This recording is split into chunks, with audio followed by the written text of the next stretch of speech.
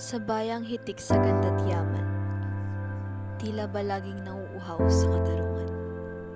Sa ilalim ng araw at ulap, tanong ko'y nananatiling buhay.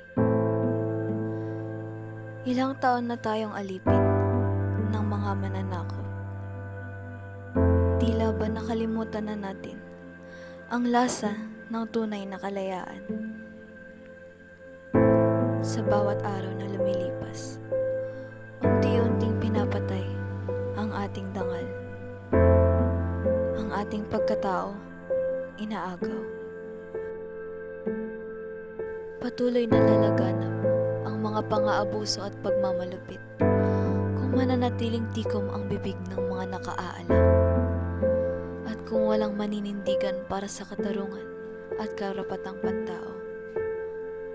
Sa bawat katahimikan, mas lumalakas ang loob ng mga mapangapi.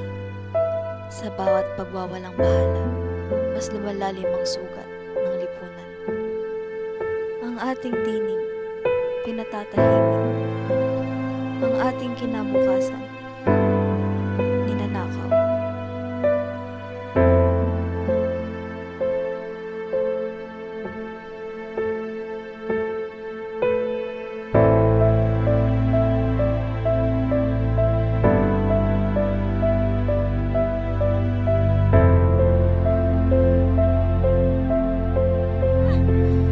Ang bawat takbo ay hindi pagtakbo ng tagumpay, bagkus paglayo sa isang kapahamakan, kasabay ng isang tahimik na kagubatan, ay isang masalimuot na pang-aabuso, hindi makasigaw, hindi makalaban.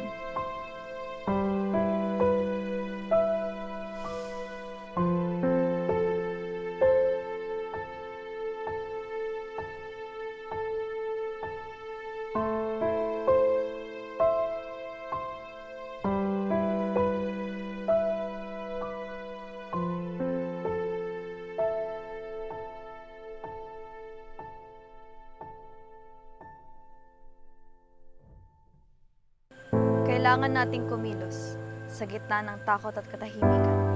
May mga bayani ring tahimik na kumikilos. Hindi sila nakasuot ng uniforme, hindi sila nakikita sa harap ng digmaan.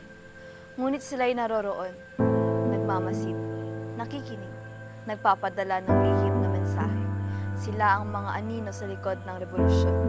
Sila ang mga espiya ng kalayaan.